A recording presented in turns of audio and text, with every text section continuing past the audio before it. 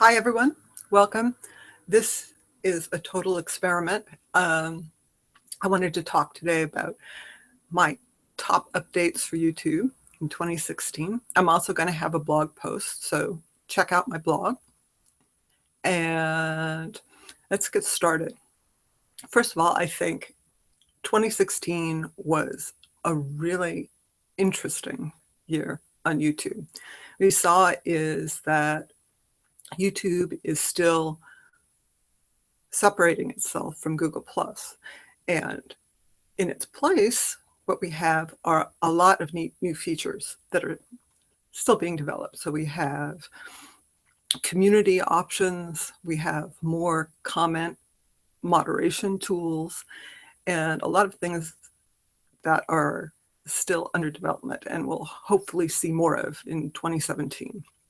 So let me get started. I have some pictures. Let's see. And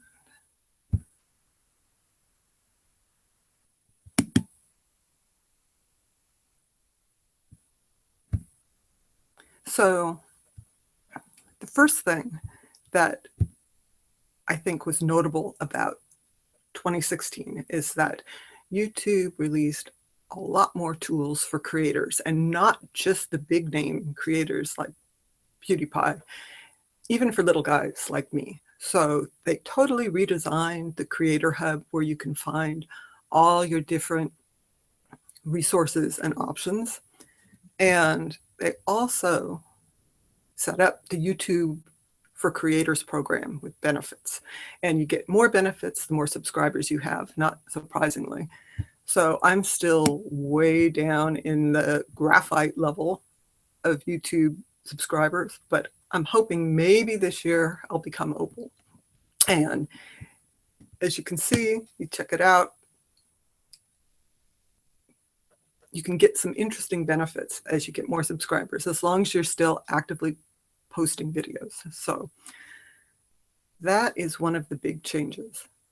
And along those lines, they made a lot of things that were sort of pain points for creators more creator friendly. So it was announced back in April that there would be a better improved content ID system for creators who are monetizing their videos, because originally what would happen is you would have a video that was monetized, there would be a content ID claim on it that would stop money being earned by you. But if the content ID claim was wrong and you disputed it, there wouldn't be any way to recoup those earnings while the claim was on it. So now, as long as you dispute the claim within the first 5 days, the revenue is actually held until the claim is resolved. So that way, if it was a false content ID claim, you haven't actually lost any earnings. You shouldn't have lost any earnings. And I also wanted to point out how slow some of these features are to develop. So this was originally announced in April, and then around VidCon in June, YouTube said that they're doing a lot of tests and they expect to launch to 100% of partners in the coming months, is the term they used. But it was really only fully launched on November 1st. So a lot of times people believe that when YouTube says, oh, we're developing something, that it's going to happen right away. But if you actually look at how long it usually takes, you may need to wait a little bit once a feature is announced. Okay, so the other thing that they did to make it more creator friendly is they changed the account penalties. When you get a strike on your account, now there are fewer penalties and the strike doesn't last as long as it usually does. It usually, before the strike lasted 6 months, now it usually lasts 3 months. And for the most part, just getting one strike shouldn't affect your account. Now, if you're monetizing your videos, it's a little bit more complicated than that because copyright issues can affect your ability to monetize, but it shouldn't affect being able to upload videos, comment on videos, or anything like that. It also should be noted that it's not that friendly to live streamers. So if you get a copyright strike or a content ID claim while you're live broadcasting, it will affect your ability to live broadcast for at least the next 3 months, unless you can get that claim resolved. So it's better than it used to be. It's still not perfect, perhaps. And along with those changes, they also changed the features and status page to make it more easy to see what the status of your account is and which features your account has access to. Before, there was kind of a longer list, and it was not that easy to tell what was enabled or why you weren't eligible for a certain feature. Now it should be clear what your status of your account is and which features you can have, like monetization, live streaming. And if you are not eligible for those features, there should be more information or a link that will explain what you need to do to become eligible. So you can check that out right now at youtube.com/features.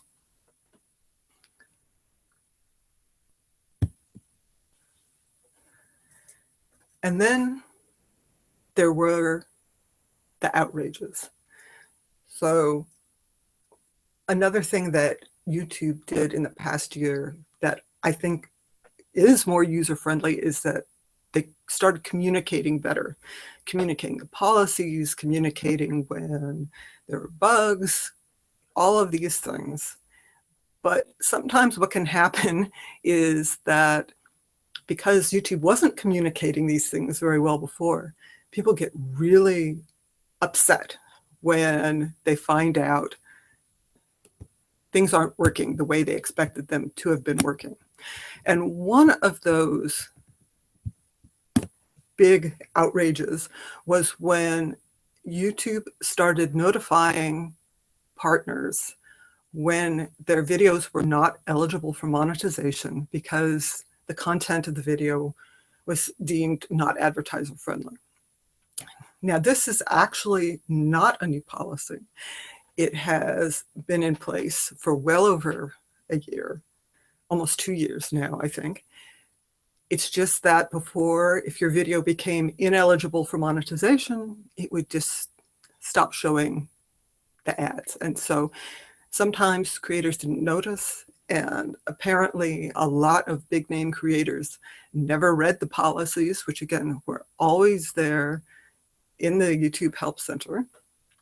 And so when they started getting notified that some of their videos weren't eligible for monetization, there was a huge amount of outrage. And what I think got lost a little bit in the shuffle is that along with this better information, YouTube also put in place a process to submit an appeal. So if you think that, yes, your video should be eligible for monetization, you can say, ask them to review it. But it was just one in the usual series of kind of unhappy, outraged events. And ultimately, it's better for creators. But it seems like there always is some sort of unhappiness along the way. So anyway, this was a good update for partners.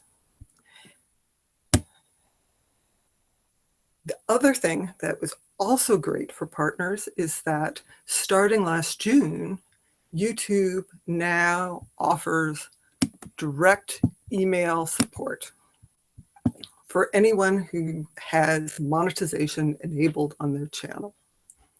And really, this is easy to do. Most channels are eligible for monetization, and you don't even need to be actively putting ads on any of your videos to be eligible for direct email support. The other thing that I wanted to note is that the Team YouTube Twitter account has gotten really good at not only responding to people with questions on Twitter, but also announcing when there is a known issue or bug. So even though that's not new in 2016, I think they really stepped it up in 2016 to make it better. So here we are, middle of 2016, and now there are all these new creator features, not just general benefits, but actual direct email support, more information in your account. It's easier to find the status of your account. So overall, that was a great first half year for creators. And YouTube also then announced a number of new features that I think really focus on building community. When YouTube was tightly integrated with Google+, it kind of seemed like the expectation was that the community aspects would be more Google+ based, which was always a little bit strange. And so one of the things that they started was YouTube contacts. Now, this is a mobile-only feature, and if you have it enabled in your mobile app, what you can do is invite other people to be your contacts. And once you have this enabled, you can then share videos in a way that then lets you chat about the video in the YouTube app itself. Now, this was never really expanded to the desktop version of YouTube. And I actually usually don't share videos this way, simply because if somebody clicks a link on desktop, it's not really a great user experience. I'm hoping this is something that is going to be developed in 2017. The other thing that YouTube announced was the community. The beta launched in September. This is still only on a relatively small number of channels.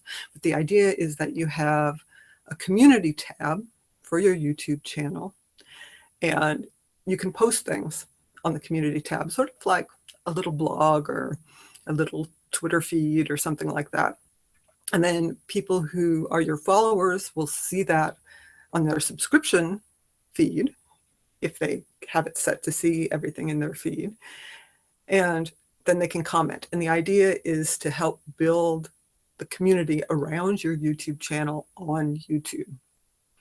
So this is, again, something that I'm hoping develops more in 2017. Also, along the same lines of building community, there were a lot of new features for comments. Now, originally, not originally, but in the past couple of years, YouTube comments were Google+ based, and that has been separated from Google+ now. And what you have are these kind of neat YouTube specific features. So as a video uploader, you can heart comments that you really like. You can pin a comment to the top of the video watch page. And you can even appoint other people, channels, as moderators of your comments. So if you have a video that goes viral or you're really popular, you can have some help keeping the comments section on topic, or at least not hostile or full of spam or abuse. And the nice thing is those moderators aren't deleting the comments on your videos. Instead, they just get moved so that they're no longer visible. And you, as the channel owner, can then go in and decide whether you want that comment to appear or not. There's also a setting where you can have all the comments on all your new videos held for review. So that way you can really control which comments appear on your videos. If you have content that's really controversial, that might be a good thing to do. So those are some of the neat features for building community that we saw in 2016. Now I'm going to move on now to talk a little bit about live streaming, like what I'm doing right now. For me, as someone who spends a lot of time on Google Plus along with YouTube, one of the big news events for 2016 was that Hangouts on Air moved to YouTube Live. Originally, Hangouts on Air were run through Google Plus events. Currently, Google Plus events are not part of the new Google Plus interface. And so, I mean, really at the moment, there aren't any Google Plus events because people would have to switch back to the classic Google Plus, and that's really being discouraged. And I think the move to YouTube, actually, it's not exactly a move because it's always been possible to start your Hangout on Air from your YouTube Live events. What this change was is that they just removed the option to start your Hangout on Air from Google Plus. So I think ultimately this was a really good change. Focusing so much on Google Plus not only limits your audience, but it also means that you don't have access to all of the YouTube features for live streaming. You still don't have access to all of the features if you're running a quick event or Hangout on Air, but you can do things like add cards. I added cards to this live broadcast, for example, so you should be able to see that. And some of the promotional things. And for a long time, there were a lot of people who were confused because they use a different YouTube channel than the one that's associated with their Google Plus identity. So they would want to live stream and have that appear in their personal Google Plus profile, but their YouTube channel was associated with the Google Plus page or brand account. And there's a lot of confusion there. This way, you can set up and start your Hangout on Air right in YouTube. You can share the link to Google Plus. You can share it to any Google Plus account that you want. You can share your link to Twitter or to Facebook or embed it on your own website. So that's really, I think it was a positive change. The other big news for mobile live streaming is that back in June, YouTube announced that mobile live streaming is coming. Now, it hasn't actually arrived for most users yet. There's still only a limited group of creators who have access to mobile live streaming. So again, this is hopefully something that will be developed more in 2017. But I think it has a lot of potential because the idea is that the mobile live streaming would be part of the YouTube mobile app.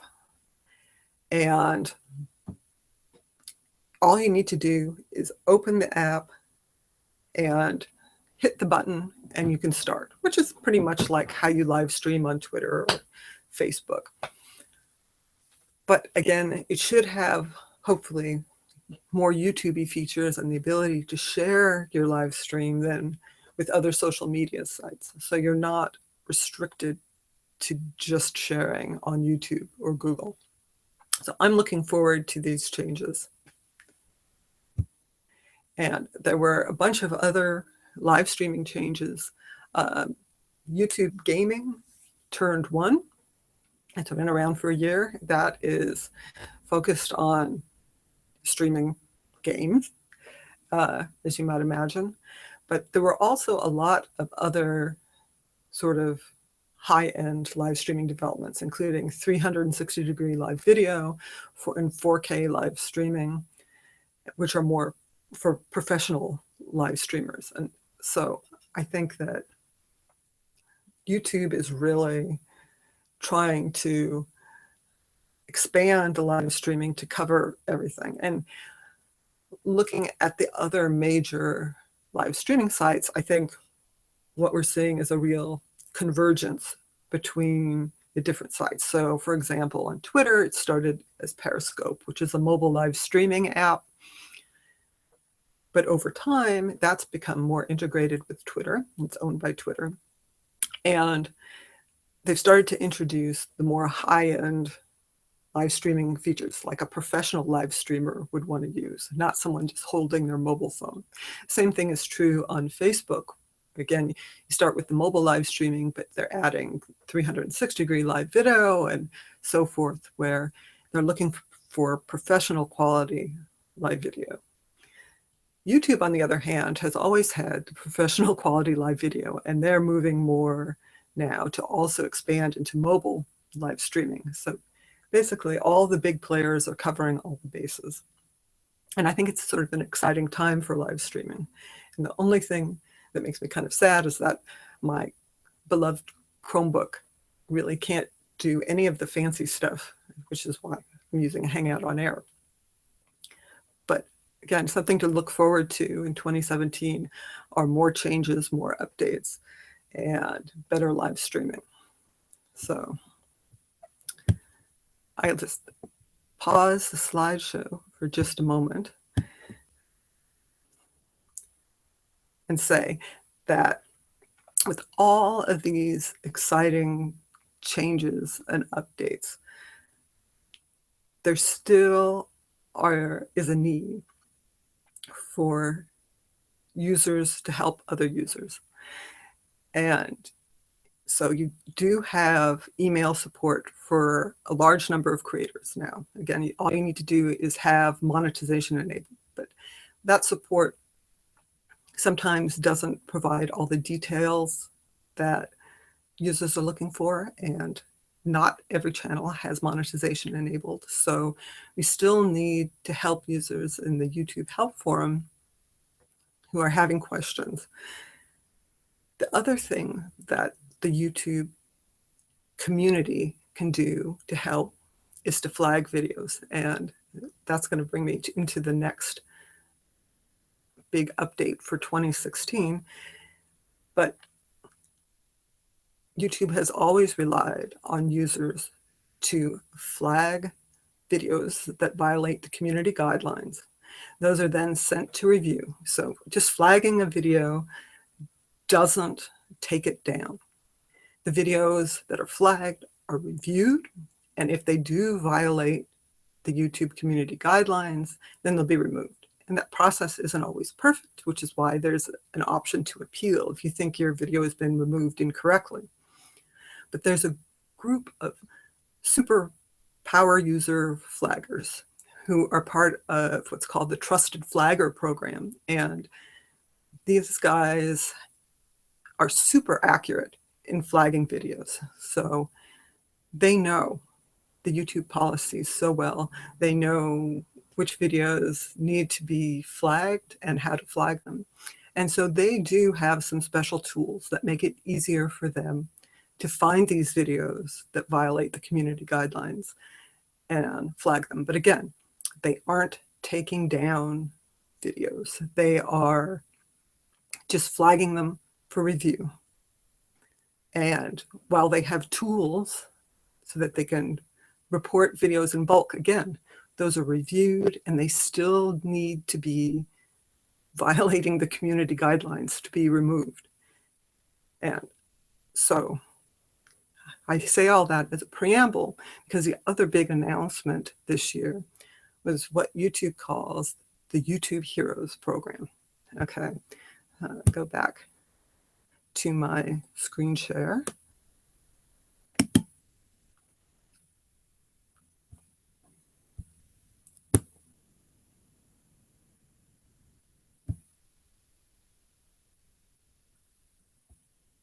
And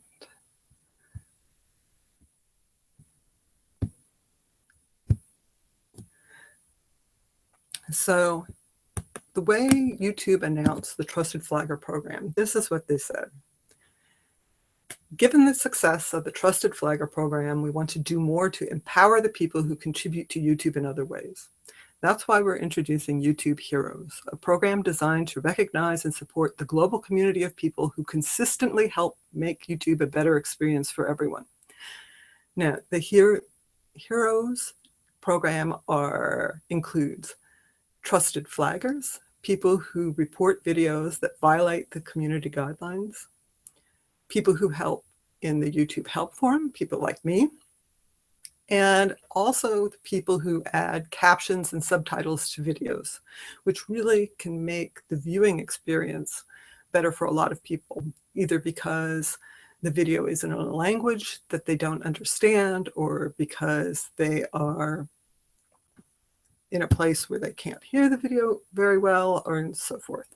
So the YouTube Heroes program is meant to include all those people who do work helping YouTube be a better place.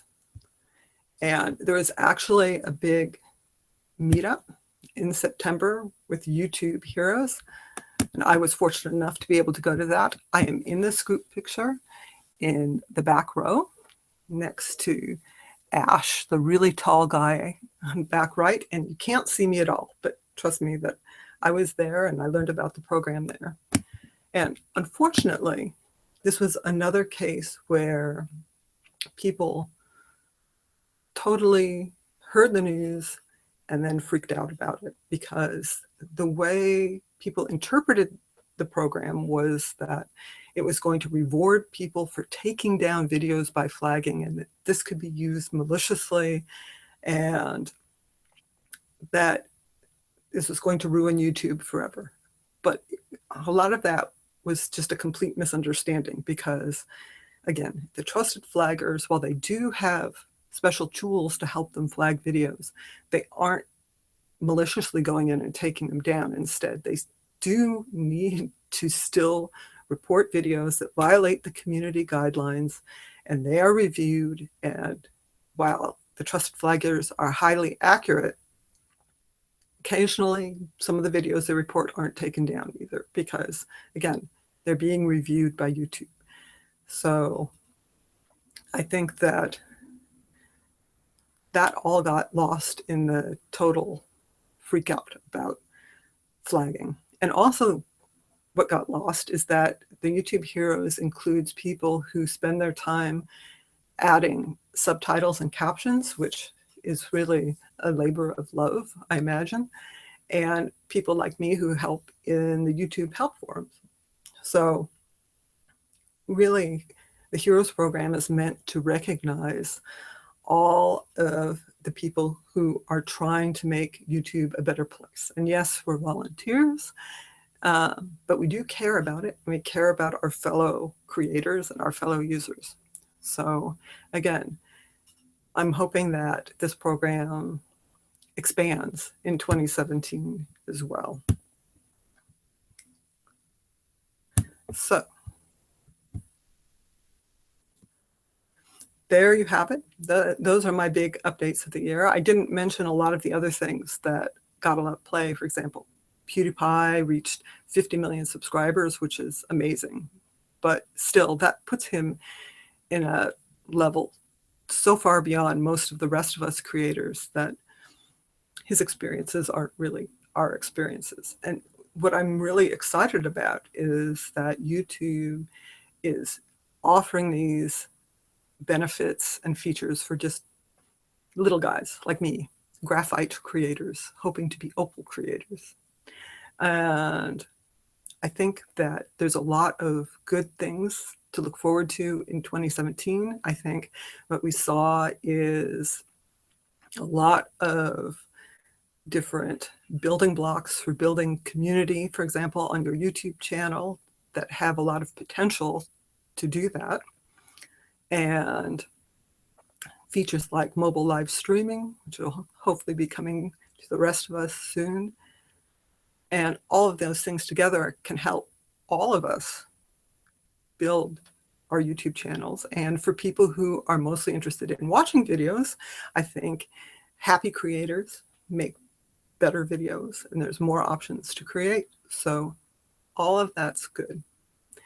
I also wanted to put in a plug here at the end for Google Plus, because yes, YouTube is separated from Google Plus, but I think that a lot of YouTubers haven't really given it a fair chance, and it's changed a lot in the past year. The focus is on finding people with similar interests and sharing your own interests. And I think that a lot of YouTubers might find Google Plus an interesting place to be, to meet other creators who are interested in similar things. So that's my recap for 2016, I mean. And one of my New Year's resolutions is to make more videos. So if it seems like this worked, maybe I'll do it more often. I also want to show you all my neat souvenirs. Everyone talks about their amazing swag. Me, I got a superhero cape because I am a YouTube hero. So I don't usually wear that while I am answering questions in the forum, but I keep it in mind. And so everyone have an excellent New Year, and I will talk to you all in 2017.